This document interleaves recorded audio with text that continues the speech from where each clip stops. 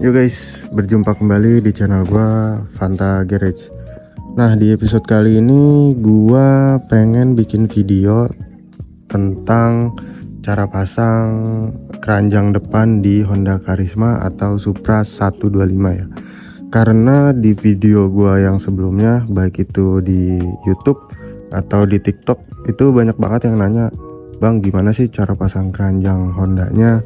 Terus part-partnya apa aja, terus bisa nggak sih pakai part A, part B, part C, dan lain-lain." Itu banyak banget yang nanya. Nah, jadi di video kali ini bakal gue jawab gimana caranya pasang keranjang di Honda Karisma. Jadi langsung aja, let's check this out. Untuk pemasangan keranjang itu gue ada dua metode ya. Metode pertama itu metode proper, alias kalian harus beli. Dan metode yang kedua itu low budget, jadi kalian juga ada beberapa yang beli dan ada juga yang beberapa nge-custom. Videonya jangan di skip biar ilmunya masuk ke kalian, dan nanti pas di section komentar tuh nggak bertanya untuk kedua kalinya ya. Jadi disimak aja guys. Gue bakal ngebahas untuk metode proper dulu karena dia yang lebih mudah tapi dia lebih mahal gitu. Dan step yang paling pertama itu di semua metode adalah kalian beli dulu keranjangnya. Di sini gue bakal ngebahas keranjang Honda Karisma. Jadi untuk Honda Karisma Supra 125, dia spesifikasinya itu 2A 1B, artinya lubang 2 atas dan lubang 1 bawah. Jadi 2A 1B.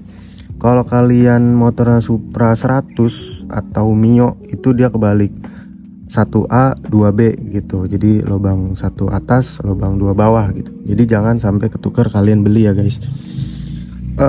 Untuk Karisma sama Supra dia sama, Supra 125 ya, sorry. Tapi kalau misalnya Mio dia samanya dengan Supra cepek, Supra 100 ya. Gitu. Terus untuk di motor lain bisa-bisa aja sih. Yang penting kalian nanti nge-custom gitu.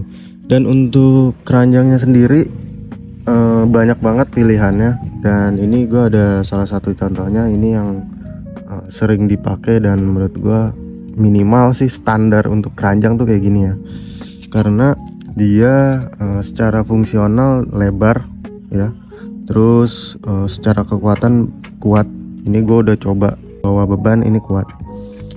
Yang paling pertama itu keranjang yang beremblem Honda. Ini yang lazimnya dipakai buat anak-anak wave ya. Ada juga yang emblemnya Wave 125i atau R, itu banyak juga. Terus dari bahan ada yang besi gini, ada yang stainless, ada yang titanium, itu juga banyak. Terus dari samping ini model yang biasa, tapi ada juga yang model ceper. Model ceper tuh biasanya dia agak ke bawah, sama ini tingginya agak lebih pendek ya. Terus apalagi ya, dan biasanya ada juga nih yang agak murah, yaitu dia yang agak kecilan ya, agak lebarnya agak kecil. Itu juga bisa, ada juga tuh yang jual. Cuma menurut gua itu kurang untuk secara fungsional ya, karena dia terlalu kecil, muat helm aja nggak bisa. Kalau yang ini dia muat helm nih, jadi aman banget. Untuk harga, untuk yang emblem Honda kayak gini, gua dulu beli di 2022 akhir ya, gua juga lupa. Kalau nggak salah kisaran 300 sampai 3,5 ya untuk keranjang doang. Itu belum termasuk bushing sama baut. Biasanya kalau yang jual satu set bushing baut keranjang itu sekitar 4,5. Terus kalau yang emblemnya Wave itu juga sedikit lebih mahal. Terus yang bahan stainless sama titanium juga lebih mahal. Jadi ini menyesuaikan kondisi keuangan kalian ya, sama kondisi konsep kalian gitu guys. Ini yang part paling wajib. Terus yang kedua bracket dulu. Ini bracketnya namanya bracket Trihole. Jadi ini bracket punya Honda Thailand. Jadi pemasangannya plug and play ya, PNP, nggak perlu dirubah gimana. Ini kalau misalnya kalian ada dana bisa pakai Honda Thailand atau Honda Wave. Itu nih yang dibilang Trihole. Tapi kalau misalnya kalian budgetnya mepet, bisa pakai Mochin. Jadi Trihole-nya Mochin tuh sama juga sama Honda Wave. Cuma minusnya kalau Mochin itu dia kondisinya pasti kadang nggak layak pakai, alias harus dirapihin dulu. Dan yang kedua, nyarinya susah banget, walaupun emang lebih murah ketimbang bracket treehole-nya Wave. Itu guys, ini gue dapet bekas mocin tuh sekitar 100 ribuan, tapi pasarannya tuh 150 untuk mocin ya, tergantung daerah. Gue waktu itu dapet di Jawa Timur di Facebook. Jadi kalau kalian nanya-nanya gimana cara dapetinnya, biasanya ini huntingnya di Facebook. Banyak banget tuh yang jual-jual, jadi kalian emang harus sabar. Itu minusnya kalau kalian pakai bracket mocin. Tapi kalau pakai bracket Honda Thailand Wave, ya itu banyak yang jual, cuma harganya lebih mahal. Kayaknya berapa ya, 2,5 mungkin ya. Gua kurang begitu tahu juga untuk harga barangnya. Terus yang ketiga itu dasi. Ini dasi yang biasanya dipakai Karisma Bagol ya, atau Honda Thailand. Itu biasanya yang ada siripnya nih. Gue sih bilangnya sirip hiu, karena beda dengan yang lokal atau yang lainnya, dia kayak smile gitu kan. Kalau yang Thailand atau Mochin dia udah ada langsung bracket treehole-nya ya, dudukan bracket, jadi nggak perlu nge-custom. Sama dengan bracket ya, dia ada yang HMA Thailand, ada juga yang Mochin. Kalau yang HMA Thailand pastinya lebih mahal, kualitasnya juga bagus, cuma biasanya jualnya satu set sih kebanyakan. Nah kalau ini gue pakai punya Mochin apa ya, lupa gue namanya. Ini gue dapat kisaran harga 70.000, tapi kondisinya minus ya. Bisa kalian lihat tuh, banyak banget tambelan-tambelan karena retak. Ini juga gue nambelnya pakai karbon, dan alhamdulillah sih sampai sekarang kuat. Jadi disesuaikan lagi budget kalian ya, mau pakai HMA Thailand atau Mochin. Untuk proper segitu aja yang perlu kalian siapin.